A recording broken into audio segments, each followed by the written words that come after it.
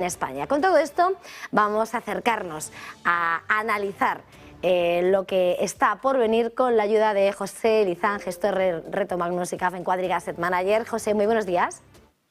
Hola, ¿qué tal? Muy buenos días. Arrancamos los madrugones de este año, un martes más, José, esta vez preparándonos para escuchar a Jerome Powell. Va a hablar este mediodía, bueno, ya nuestra tarde, en España, y viene precedida, eso sí, por las declaraciones de algunas de las voces de ese Banco Central de Estados Unidos que apuntan por esa subida de tipos por encima del 5% y, eso sí, 2 días antes de conocer ese dato de IPC en Estados Unidos del que se espera que se sigan enfriando los precios. En medio y al calor de todas esas declaraciones, ¿cómo ves que se está posicionando el principal banco central del mundo para este próximo ejercicio, sobre todo de cara a esa reunión y a ese veredicto para el 1 de febrero?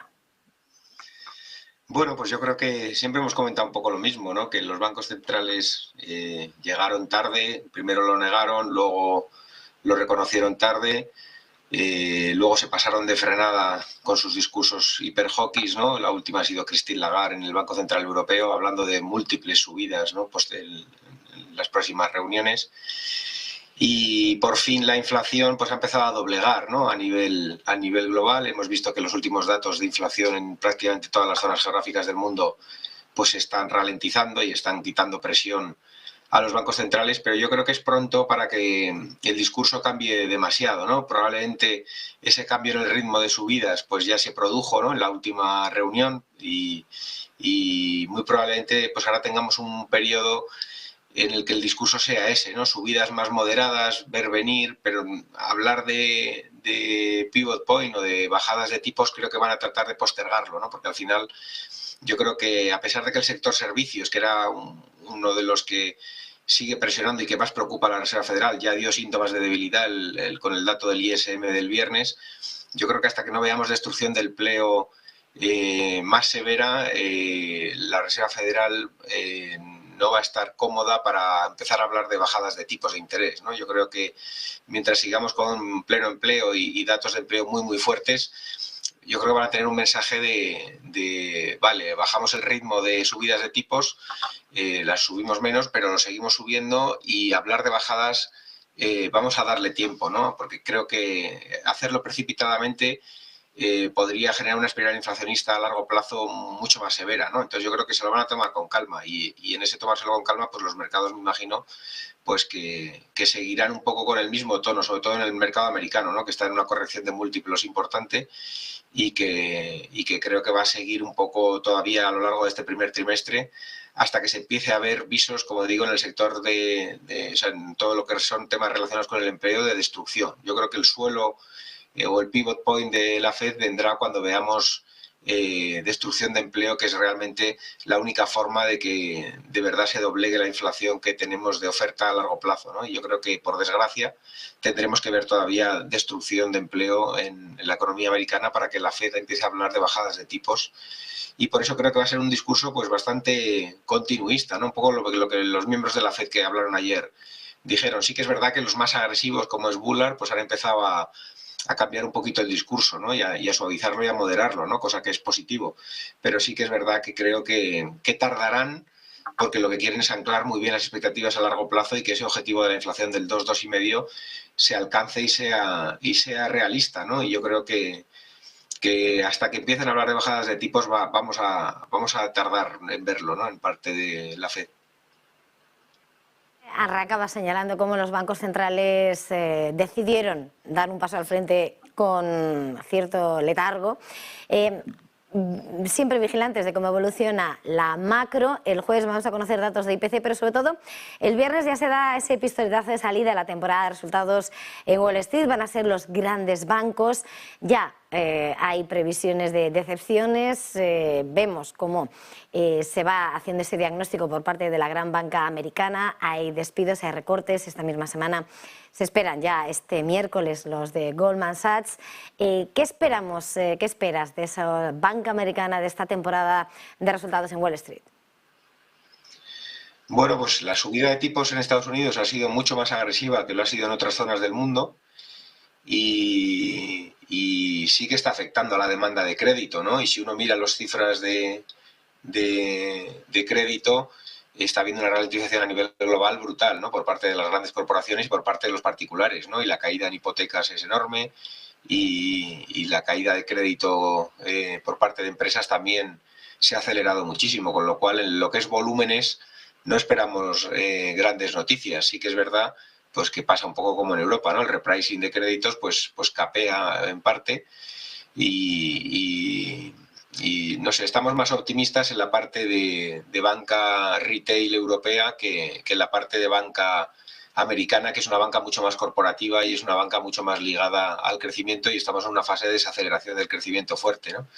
Pero bueno, yo creo que la campaña de resultados del 1Q probablemente es cuando veamos el año pasado se aguantó muy bien los beneficios por acción de las empresas, y yo creo que a lo largo de este primer semestre vamos a ver una ralentización fuerte del BPA en las empresas americanas, y muy probablemente sea lo que siga haciendo la corrección de múltiplos, ¿no? Que por fin llegue una caída de los beneficios empresariales en Estados Unidos, ¿no? Y yo creo que viendo cómo las grandes corporaciones están empezando a despedir gente, pues esos son síntomas de debilidad y de que el beneficio pues va a empezar a pinchar, ¿no? Y probablemente este año sea mucho más difícil de sorprender positivamente como lo fue el 2022, ¿no? Que el 2022 la verdad que los BPAs aguantaron mucho mejor de lo que se preveía a lo largo del primer semestre, ¿no? Y yo creo que muy probablemente este primer semestre de 2023 sí que llegue la caída esperada de los BPAs y siga la corrección de múltiplos de la bolsa americana. Si seguimos vigilantes sobre algunos de esos grandes catalizadores del mercado, China también aparece como uno de esos grandes revulsivos, se encuentra en plena reapertura, dejando atrás esos 3 años de restricciones, de autoaislamiento impuesto, y vemos cómo se van haciendo cálculos tanto de mejora sobre lo que puede ser el resultado, la evolución de la segunda economía del mundo, junto con la repercusión que puede tener. Bueno, ayer veíamos recuperación del precio del crudo, que hoy retrocede. La semana pasada se dejaba un 8%, y esta mañana estamos viendo como por una parte hay análisis que apuntan como la reapertura de China podría impulsar la economía de Australia en un 1%, según JP Morgan. También en cuanto a la propia evolución del gigante Morgan Stanley, eleva la previsión de crecimiento del PIB de China para 2023 al 5,7%. Sin lugar a dudas, poniendo sobre la mesa lo que supone la vuelta al funcionamiento con una cierta normalidad de China, de ese gran motor, de ese gran mercado consumidor, importador. ¿Cuál es en este momento, mirando a lo que es esa reapertura, pese a esa oleada de contagios de coronavirus ahora, cuál es esa repercusión? ¿Cómo hay que mirar esa reapertura de China y su efecto para este 2023, José? Bueno, yo creo que es una noticia positiva, ¿no? Al final es uno de los motores mundiales, lo ha sido en la última década uno de los principales motores del mundo, y el año pasado pues fue uno de los más débiles de todos, ¿no? Y ha presentado los peores datos de crecimiento de los últimos 12 años, ¿no? Desde el año 2008 no se veían unos datos tan débiles de crecimiento en el gigante asiático, y yo creo que sus autoridades pues estaban empezando a preocuparse de verdad por el ritmo de la economía, ¿no? Y yo creo que no nos olvidemos que es una economía planificada, que es una economía que se puede incentivar por parte de sus autoridades, y que parece que están en otro mood, ¿no? 2021 y 2022 han sido años de corregir excesos, han sido años en los que han metido mano a muchos de los sectores donde había, llamémoslo burbujas o llamémoslo demasiada exuberancia, ¿no?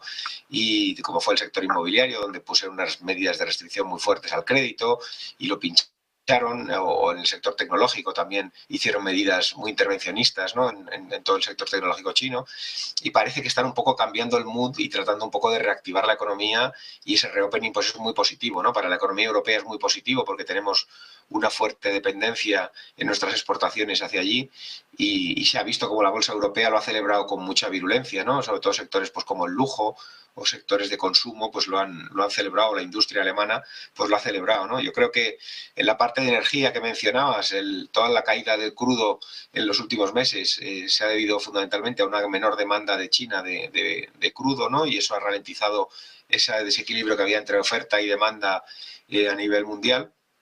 Y un reopening, pues lógicamente dará estabilidad a los precios del crudo.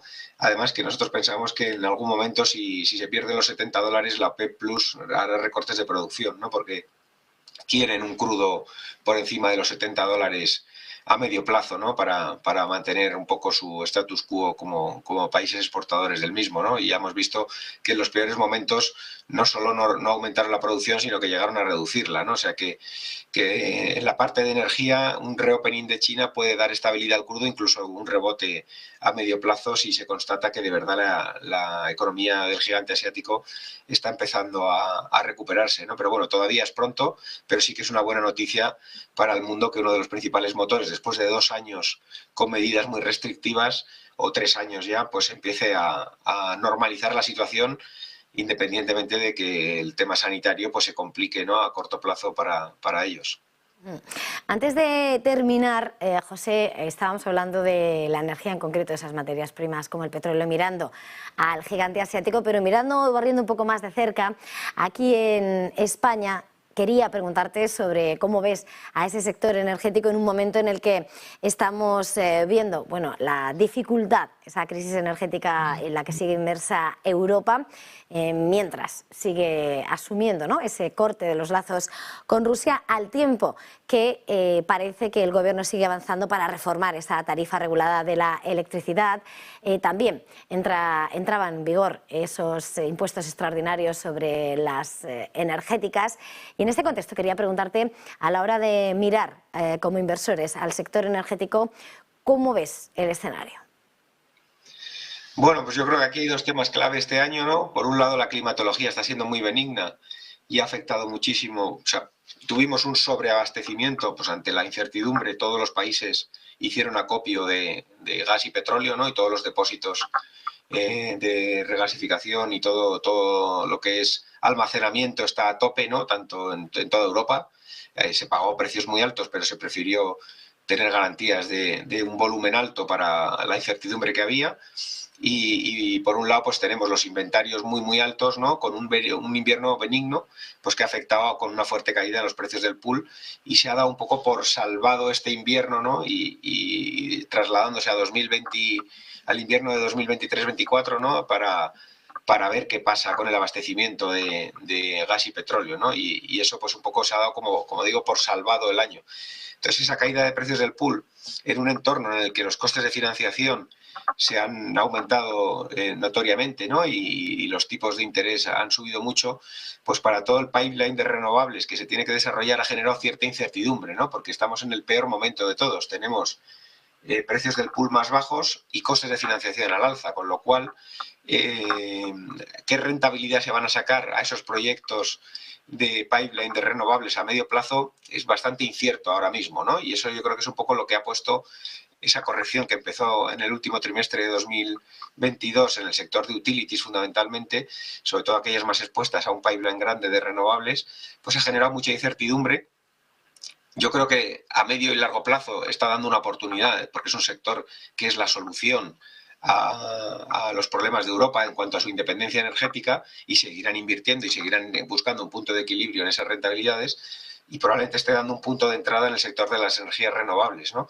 Pero sí que es verdad que creemos que va a tardar unos cuantos trimestres en salir al alza, porque pensamos que mientras el precio del pool esté bajo y los costes de financiación estén altos, hay mucha incertidumbre sobre el pipeline de renovables, ¿no?, y sobre qué expectativas o qué yield meter a esos proyectos futuros y qué retorno van a generar para las compañías, ¿no? Y mientras esto siga así, en este entorno de precios pool bajo, tipos de interés alto, pues creo que el sector va a estar lateralizado, ¿no? Muy probablemente 2023 sea un año sin grandes caídas, sin grandes subidas para el sector en cuanto al sector de utilities, ¿no?